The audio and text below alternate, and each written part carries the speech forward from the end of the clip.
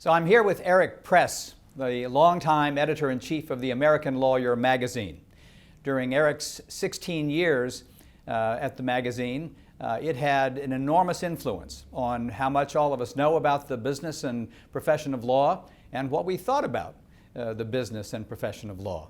So Aric, what do you do at Bernero and Press? How do you spend your time in serving your clients at Bernero and Press? Thank you, Ralph. I've spent most of my time being retained by law firms to go out and talk with their clients. Some of them their most important clients, some of them the clients they're worried the most about losing, and everything in between. So for the last 6 months, I've traveled all over the world. It turns out that not all over the country. It turns out that not all important clients are headquartered in the 212 area code. What a discovery, poor regional me. Talking with them about how they see the legal market, how they see their needs, how they're viewing the firm that has sent me, but as importantly, where the client is going, what the client's needs are, who else they're using to meet them, and how, if at all, the people I'm there on behalf of can help them along as well. Yeah, and obviously you are so perfectly suited to go out and ask those questions because of your command of the market, your understanding of how it works. How open have you found law firms to be to permitting you, external to the firm, to be the person interacting with their clients? It's been all over the lot. Some have jumped at the opportunity. Others I've talked with heads of law firms I've known for years who essentially say, Aric, I'd love to do this, but they won't let me go and talk to their clients. It's been a very interesting lesson in law firm cultures. I think law firms that have an understanding of institutional clients, that the client isn't just the partners, are actually healthier places, in my opinion, but not all law firms can do that. The one thing I will say that without exception, clients like to be asked, and they're not asked that often. So that was the other question I wanted to ask you. The client reaction when someone reaches out to them about meeting with Aric Press. Generally, you're finding that to be a favorable reaction? Yes, it's a favorable reaction. Sometimes a little skeptical, what's this really about? But for the most part, the skepticism isn't even there. They're delighted that someone is coming by to talk with them. Now, I'm good at this. There's nothing, though, that I would say that's more important than having the head of the firm go and do this work. But as you know better than I, the head of the firm can talk to what? 25, 45 clients a year. You're operating with these big institutions with far more important clients than that, particularly ones you're either worried about or trying to develop. Right. And so what are some of the takeaways for you so far from your conversations with clients? Well, the first big takeaway is that we all hear a great deal about what clients think, clients in the aggregate, and that's very important to people who run surveys, to strategists, to magazine editors. But what really matters to partners and law firm leaders, in my opinion, is what their clients think and what their clients think about them. It's a little bit like Tip O'Neill, all politics is local. Well, all clients are local. We can all wake up in the middle of the night and cite examples of clients who are death on outside law firms and won't hire first-year associates and want budgets and all of the rest. But when you go and talk to them and probe a little and ask some questions and actually shut up and listen, you will find that even those clients have spots where they don't play by those rules, either because the matter is so important or the relationship is so deep, or there's somebody on the board who has a need that needs to be met, or all kinds of things. So it's just not enough, it seems to me, in this difficult, flat legal market to have a dependence on urban legend about what clients think. You need to know what your clients think about you right now. Terrific. Let's turn to one final subject, and that is where the world is headed.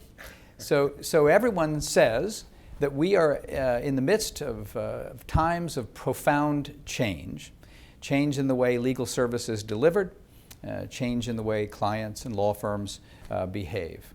Are we? Well, we are and we aren't.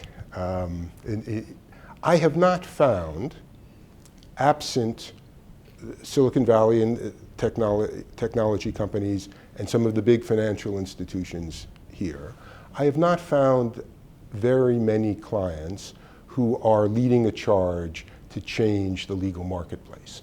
What they're leading a charge to do is get their problem solved and meet their budgets. In that climate, it's hard to see the engine that's going to topple all of this, absent some remarkable new technology analogous to the iPad. And I don't see that happening. It would be exciting if it did. It would be bad news for lawyers if it did. But I have not yet seen technology really disrupt. I'm skeptical that in our careers it will disrupt this marketplace in a profound way. So you don't see a silver magic bullet coming that would disrupt the way legal service is delivered? Not yet. But let's go back to the clients for a second. Uh-huh. Do you perceive the clients to be changing their behaviors in terms of how they access legal service? Well, some are. Probably all are, some more aggressively than others. They're very concerned about cost. They're very concerned about efficiency. I think they have not yet formed either a vocabulary of value or have a sense yet that's been crystallized that they would like services delivered perhaps more as products than one-offs. That will come, I think. That's not going to be a revolution, though. I'm impressed when I look historically at the way law firms looked in the big law firms looked in the 1950s and 60s, and to today, there's been a lot of change, some of it quite profound, but it's been slow and evolutionary, and for all of that, it looks more today like it did then, except for the fact that at most law firms, most partners can't identify their partners in a lineup if they had to, at least the ones who aren't working in their office. I think we will continue to see important evolutionary change. I think some of it will be driven by clients, some of it will be driven by law firms searching for a better idea, some of it driven by fear, because they can't, with hours being flat, essentially. Law firms that are being squeezed either have to see their best talent, either will see their best talent leave, or they're going to have to make some changes. What those changes are remain to be seen. Right. So when you say the law firms are being squeezed, what do you mean by that? What is squeezing the law firms? Well, if there are more lawyers and not more demand overall, I think that there's a classic squeeze. I'm not sure how to think about that, though, because the world continues to grow more complex. Right. Washington, Brussels, Beijing, London issue more regulations every year. Why isn't there more demand? Why aren't hours nudging up? Right. I don't have a simple answer for that. Well, I think you've identified the squeeze. Yeah. Because, so demand, part of the problem is, I think, the way we define demand. Uh-huh. And you've just used demand in terms of how many hours are the law firms able to bill. Right. But the demand actually is how much need does the market have for legal service. And in that case, the need, I think, only increases. Right. More law, more data, right, more complexity. Right. Exactly right. And so law firms that have positioned themselves for that should succeed. Right. So where's that demand being met? So if it's not being met by the largest law firms, as you say, the demand measured the way you measure it is flat. So who is meeting that demand? Well, I wish I had a simple answer to that question. Some of it is being met in-house, clearly. A little bit of it, and I emphasize a little, is being met by alternate service providers. Some of it may be going unmet. We'll get to that when we get to that. And in the evolutionary change that may be underway, and I agree with you that the change is more evolutionary than revolutionary, might that demand be met in these days ahead by firms that were not the same firms the clients had been choosing in the past? Moving the work not only in-house, but moving it also to less obvious suspects? I don't want to say it's impossible. I'm hard-pressed to find a lot of evidence for it, at least for the very best work. There is clearly, when there are more law firms that can do the very best work than there ever was before. It's not clear to me that they're being turned to. When you look at the economic results, there's still a couple dozen firms that are just earning more than others, that they're turned to more often than the others. Right. For the graduates of law schools, however the pendulum swings in terms of the numbers of applicants and graduates, where are the careers for new lawyers in the world ahead? There continue to be a great many jobs in large firms, just not as many as there were. The classic associate to partner track jobs.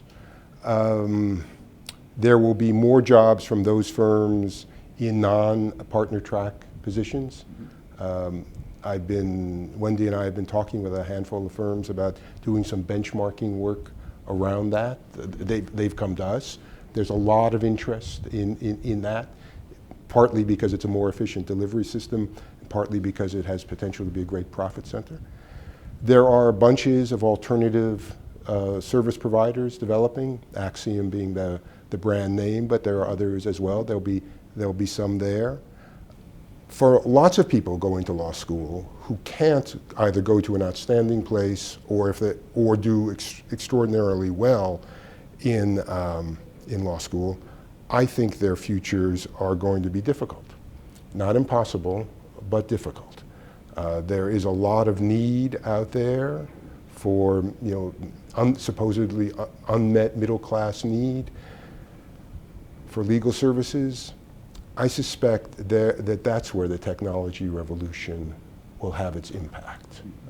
Not for IBM and GE, but for my neighbors in Brooklyn. Right. So I don't know. I'm perplexed about where the jobs are going to come from. I don't have a good answer for that. It would be interesting to ask the law school faculties to put some skin into that. Maybe we'll do that. Yeah. Thank you, Aric. Thanks for spending this time with us. It's been a pleasure.